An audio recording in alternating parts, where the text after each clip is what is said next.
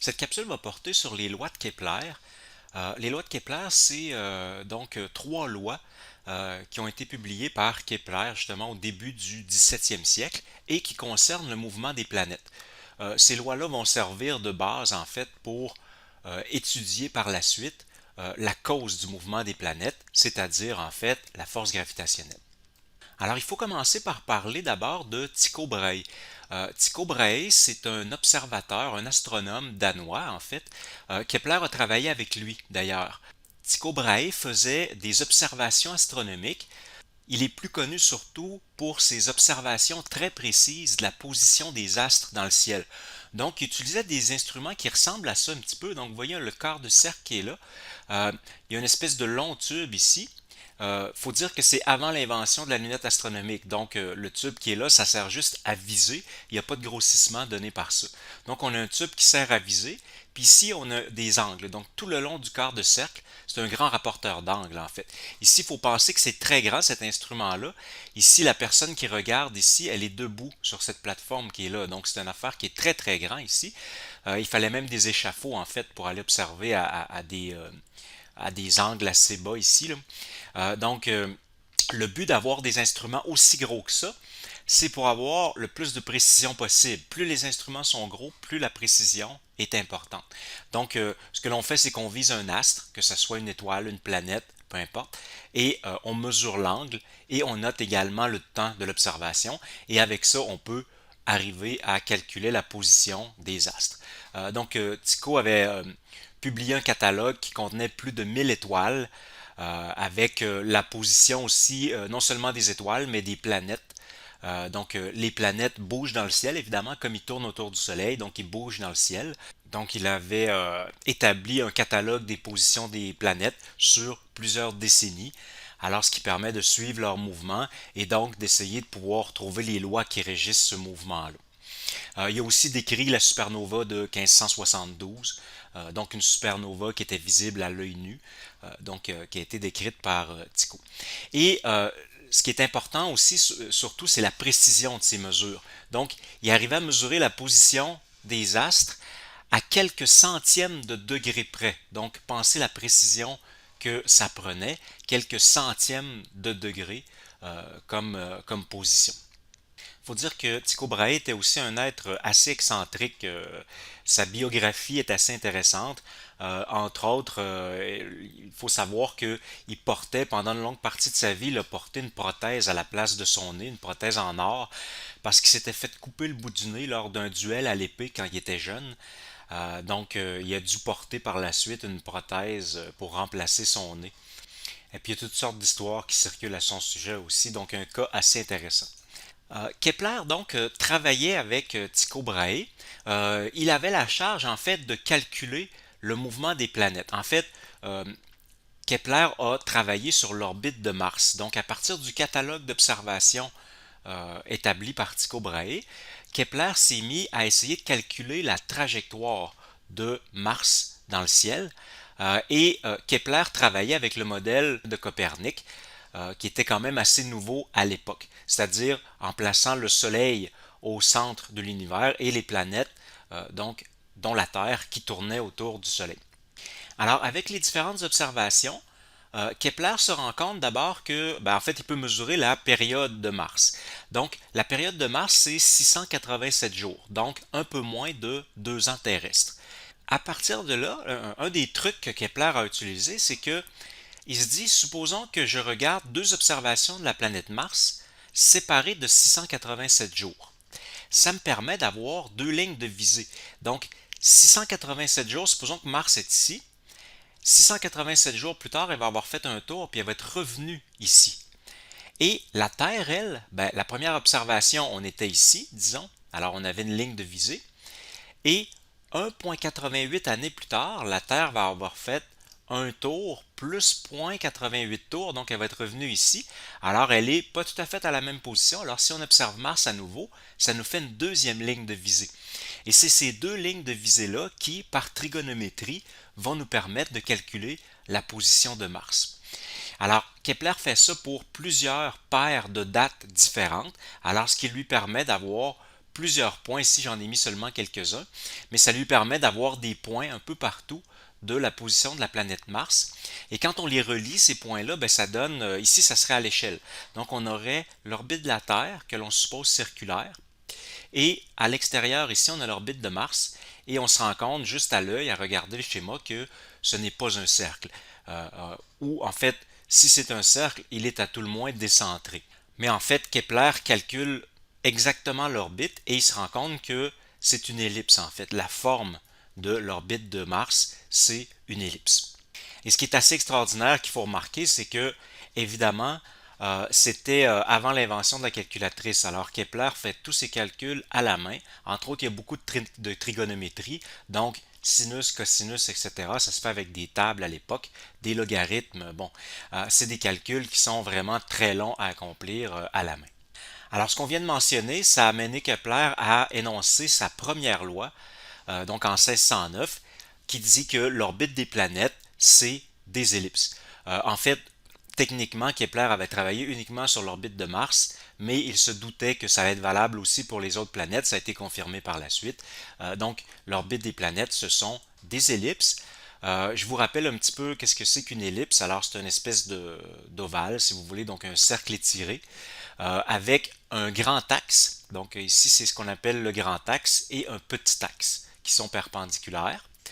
La mesure qui est ici, A, on appelle ça le demi-grand axe, donc c'est la moitié de la longueur du grand axe. Et on a aussi dans une ellipse un point qu'on appelle un foyer. Alors, qui est ici, c'est le point jaune qui est là. Et on note aussi la distance focale, F, comme étant la distance du foyer au centre de l'ellipse. Plus l'orbite est étirée, plus la distance focale va être grande. D'ailleurs, pour caractériser l'étirement d'une orbite elliptique, on utilise ce qu'on appelle l'excentricité, donc E, qui est le rapport du foyer sur le demi-grand axe. Alors, dans le tableau qui est ici, on a quelques excentricités pour des planètes du système solaire. D'abord, il faut dire qu'un cercle, c'est un cas particulier d'une ellipse. On peut dire qu'un cercle, c'est une ellipse, mais dont l'excentricité serait égale à zéro. Donc, autrement dit, la distance focale d'un cercle, ça serait zéro. Le foyer est au centre du cercle. Ensuite, on a ici Vénus, 0.007. Donc, vous voyez, Vénus, on peut dire que son orbite est pratiquement circulaire. La Terre, sur une excentricité de 0.017, dit autrement, comme c'est un rapport de deux distances, là, la distance focale pour la Terre est de 1,7% du demi-grand axe. Donc, c'est quasiment un cercle également pour la Terre. Pour Mars, c'est 9,3%. Si on l'exprime en pourcentage, ça serait 9,3%. Alors 9,3%, c'est pas négligeable. Donc l'ellipse est quand même un petit peu étirée. D'ailleurs, ici, tout à l'heure, dans le schéma que je vous avais montré, c'était à l'échelle. Donc on perçoit quand même à l'œil, l'étirement de l'orbite de Mars. La même année, Kepler publie sa deuxième loi du mouvement des planètes. Pour comprendre la deuxième loi, on va regarder la petite animation qui est ici. Alors vous avez une planète qui tourne autour du Soleil, le Soleil qui occupe le foyer, un des deux foyers parce que c'est symétrique, une ellipse, donc il y a un foyer chaque côté. Alors le Soleil occupe l'un des foyers de l'ellipse et la planète tourne comme ça. Et la flèche rouge représente la vitesse de la planète. Alors, vous voyez que la planète accélère. Alors, elle va à son plus vite ici. Ce qu'on appelle le périhélie, c'est le point le plus près du Soleil sur l'orbite de la planète. Donc, c'est là que la planète va le plus vite. Et ici, ce qu'on appelle l'aphélie, c'est là que la planète va le plus lentement sur son orbite. Donc la planète accélère, ralentit comme ça. Mais Kepler est parvenu à quantifier ce mouvement-là par la formule suivante. En fait, le produit de la vitesse fois la distance est égal à une constante. Autrement dit, quand on est près du Soleil, la vitesse est élevée parce que R est petit. R, c'est la distance entre la planète et le Soleil. Et lorsqu'on est loin du Soleil, donc R est grand, V est plus petit. Donc la multiplication des deux reste constant. C'est pas tout à fait de cette façon-là que Kepler l'avait énoncé. Lui, ce qu'il avait dit, c'est que le rayon vecteur, donc ce qu'on appelle le rayon vecteur, c'est un rayon qui partirait de la planète jusqu'au Soleil. Le rayon vecteur balaie des aires égales en des temps égaux. Donc autrement dit, si on prend un temps de un mois par exemple, la planète va se déplacer comme ça. son rayon vecteur va balayer une certaine surface. Lorsqu'on est ici du P3 à P4, donc on prend la même durée, le même temps de 1 mois, et le rayon vecteur balaye une autre surface ici, et les deux vont être égales. Donc c'est une autre façon de le dire, mais ça revient au même que la formule qui est ici en bas. Quelques années plus tard, donc en 1618, euh, Kepler finit par publier sa troisième loi du mouvement des planètes. Ça a été un petit peu plus long pour publier cette loi-là parce qu'il a fallu qu'il étudie d'autres planètes pour pouvoir la publier. En fait, la troisième loi de Kepler relie la période. Donc T, c'est la période de la planète, donc le temps que ça prend pour faire le tour du Soleil. Et A, c'est le demi-grand axe de l'orbite, comme on a vu tout à l'heure. Et donc, Kepler se rend bien compte en regardant les données qu'il y a un lien entre la taille de l'orbite et la période. Plus l'orbite est grande, plus la période est élevée. Ici, si on regarde des données, par exemple, pour les planètes, on a ici le demi-grand axe. Donc la colonne qui est là, c'est le demi-grand axe A. C'est mesuré en unité astronomique. Ce qu'on appelle unité astronomique, c'est le demi-grand axe de l'orbite de la Terre. En fait, grosso modo, c'est, on peut dire, la distance de la Terre au Soleil. Donc pour Mercure, c'est 0,39. Mercure est plus proche du Soleil que la Terre. Vénus également, 0,72. Ici, on a la Terre, évidemment, par définition, c'est 1. Ensuite, on a Mars, 1,52, et Jupiter, 5,2. Il y avait aussi Saturne qui était connu à l'époque, mais on ne l'a pas ici dans le tableau. Ici, on a les périodes T en années. Donc, 0,24 pour Mercure, 0,62, 1 pour la Terre, évidemment, par définition, 1,88 pour Mars et 11,86. Donc, on voit que plus le demi-grand axe augmente, plus la période augmente. Mais ils ne sont pas directement proportionnels. Donc, vous voyez par exemple 0,39, 0,24, 0,72, 0,62. Donc, ce n'est pas directement proportionnel. Alors, Kepler a essayé toutes sortes de formules pour essayer de faire un lien entre les deux et il s'est rendu compte que la formule suivante fonctionnait. Si on met t au carré, on l'a ici dans la dernière colonne, et si on met le a au cube, on l'a ici, bien ça donne le même chiffre. Donc 0,06, 0,06, 0,38, 0,38, évidemment c'est 1 pour la Terre, 141 pour Jupiter, donc ça fonctionne. Faut dire que ça fonctionne pour les autres planètes aussi, donc Saturne qui était connu à l'époque, mais Uranus, Neptune, qui ne sont pas observables à l'œil nu, qu'on a découvert par la suite, répondent également à cette formule-là.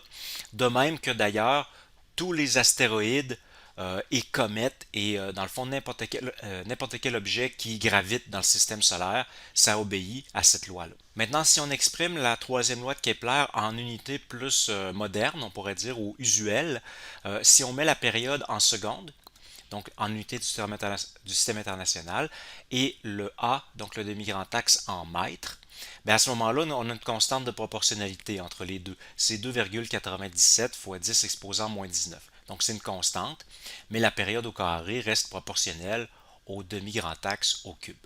On est en 1679 et on a un géant de la science anglaise, Robert Hooke, qui travaille sur le mouvement circulaire pour établir grosso modo les formules qu'on a vues au début du chapitre.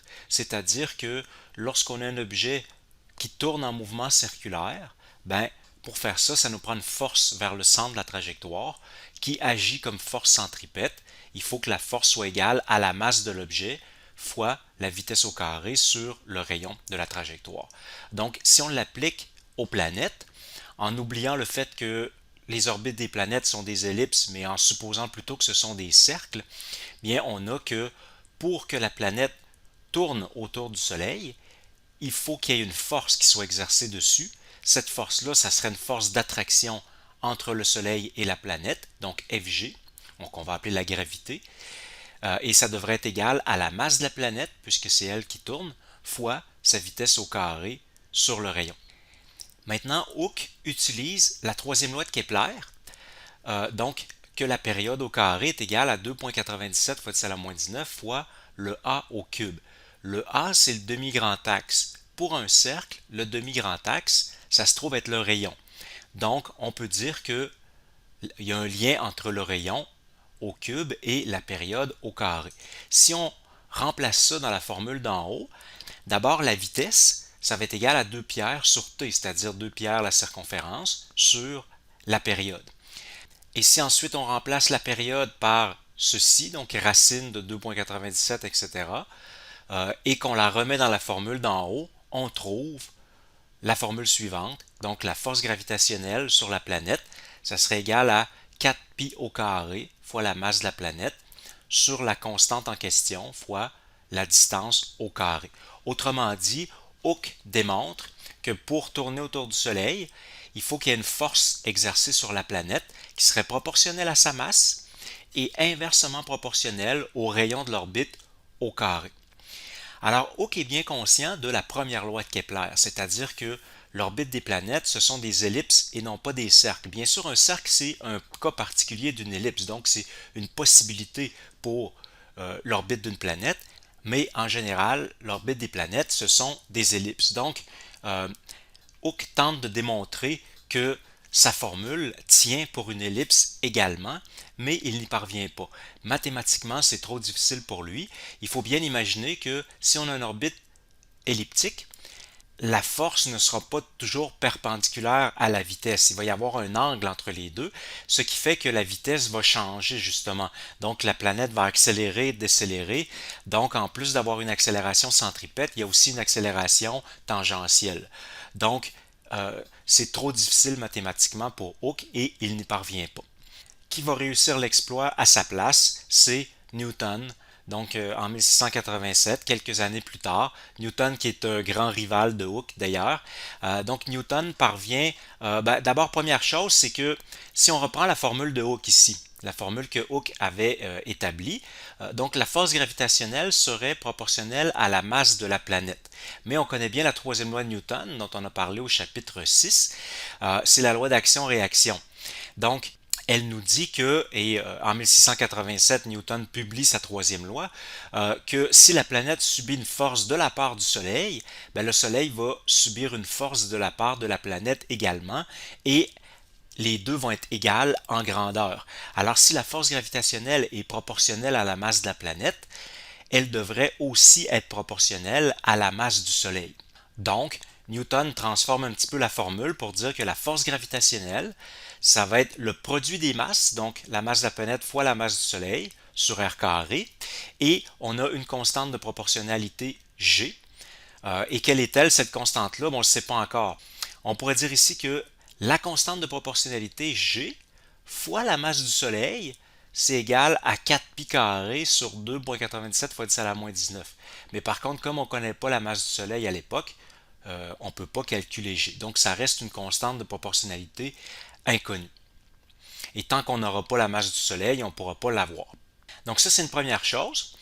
En plus, Newton va là où Hooke n'a pas réussi à aller, c'est-à-dire qu'il réussit à démontrer que si on a une loi comme ça, proportionnelle à l'inverse de la distance au carré, ça donne naturellement une ellipse. Autrement dit, si on prend un objet, une planète, puis qu'on la garoche n'importe comment autour du Soleil, elle va se mettre naturellement à tourner selon une orbite elliptique. Puis les paramètres de l'ellipse vont juste dépendre des conditions initiales, c'est-à-dire à quelle vitesse on a garoché la planète, puis dans quel angle exactement. Et donc c'est ça qui va déterminer les caractéristiques de l'orbite. Mais elle va naturellement être une orbite elliptique. Et pourquoi Hooke n'a pas réussi à parvenir à faire cette démonstration-là? C'est que pour le faire, il faut utiliser le calcul différentiel et intégral. Or, il n'avait pas encore été inventé à l'époque, c'est Newton qui l'a inventé, de même qu'un autre de ses concurrents, l'allemand Leibniz, comme vous savez probablement, vous l'avez appris en mathématiques. Donc les deux ont inventé indépendamment le calcul différentiel et c'est ça qui a permis à Newton de pouvoir faire la preuve de la forme des orbites. Il a fallu attendre plus d'une centaine d'années avant qu'on puisse déterminer G, la valeur de la constante gravitationnelle. Parce qu'évidemment, on ne pouvait pas prendre la masse du Soleil, c'est impossible. Donc, comment on a fait pour déterminer G? On l'a fait avec l'expérience suivante. Donc, l'expérience de Cavendish, qui est tout simplement, ici, on va mettre deux masses, donc les masses M majuscules, deux masses de quelques kilos, qui sont fixes. Et on a ici deux autres plus petites masses, les M minuscules, qui sont sur une barre qui est là.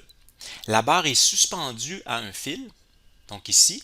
Sur le fil, il va y avoir un miroir. Ça nous sert simplement à mesurer l'angle de rotation.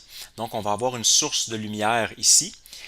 On peut penser à un laser, mais évidemment à l'époque il n'y avait pas de laser, mais ça peut être une source, simplement une source, on fait un trou dans quelque chose ici, donc ça fait un rayon lumineux qui va venir ici sur une échelle, donc pour pouvoir lire en fait la mesure de la réflexion. On comprend que si le dispositif se met à tourner, le rayon va tourner ici, on va pouvoir le mesurer. Donc ça permet de mesurer précisément les angles de rotation. Et selon la loi de la gravitation universelle, donc les deux masses qui sont là vont s'attirer, celle-ci va attirer celle-là aussi, donc tout ça, ça va induire une rotation dans notre système et le fil qui est là va se tordre. C'est sûr que pour tordre un fil, ça prend pas une grosse force, mais c'est ça le but parce qu'en fait, la force gravitationnelle, elle est très très petite. Alors c'est ça l'ingéniosité du dispositif, c'est que ça permet de mesurer des forces de torsion qui vont être très très très petites. Ça prend ici la moindre petite force d'attraction va pouvoir faire tordre le fil. Et ensuite, on peut calculer la force tout simplement par une règle de 3, une proportionnalité. On va aller calculer quelle force ça prend pour faire, mettons, tordre le fil de, je ne sais pas, une vingtaine de tours, par exemple. Alors, pour faire 20 tours, puis pour continuer à tordre le fil, ça prend telle force. Donc, pour le faire tordre de 1 degré, par exemple, ça correspond à telle force. Alors, c'est comme ça qu'on peut mesurer la force entre les deux objets. Alors, si on revient à la formule de Newton, si on connaît la force, les deux masses, on peut mesurer la distance aisément. On peut alors mesurer G, la constante gravitationnelle. La mesure de Cavendish, en fait, je vous donne ici la mesure moderne, mais Cavendish arrivait relativement près de ça. Alors, c'est 6,67 fois 10 exposant moins 11. Les unités, c'est des newtons mètre carré par kilogramme carré. C'est les unités modernes. Parce que la distance se mesure en mètres, les masses se mesurent en kilogrammes, la force en newtons. Donc, ça nous donne ces unités-là. Qu'est-ce que ça veut dire? Ça veut dire que si je prends deux masses de 1 kg, puis que je les place à 1 mètre de distance, ben, ils vont subir une force d'attraction de 6,67 fois 10 à la moins 11 newtons. Vous voyez, c'est une très, très, très petite force. Alors, c'est pour ça que c'était si difficile à mesurer et que ça a pris une centaine d'années environ avant d'avoir un dispositif pour pouvoir la mesurer. Quand Cavendish a réussi à déterminer sa constante, la constante gravitationnelle, il a dit je viens de peser la Terre, donc je viens de trouver en fait la masse de la Terre. Et il aurait pu dire en même temps, je viens de trouver la masse du Soleil pour la raison qu'on a vue tantôt. Une fois qu'on a déterminé G, on est capable de se servir de la troisième loi de Kepler pour déterminer la masse du Soleil. Et on peut faire la même chose avec la Terre. On va voir ici comment on peut se servir de la constante G pour trouver la masse de la Terre à partir du champ gravitationnel. Alors ici, on a une personne qui est sur la Terre. Évidemment, ce n'est pas du tout à l'échelle. On sait que cette personne-là va avoir un poids. Le poids, c'est une manifestation de la force gravitationnelle. Donc, en fait, on peut trouver le poids avec la formule de Newton.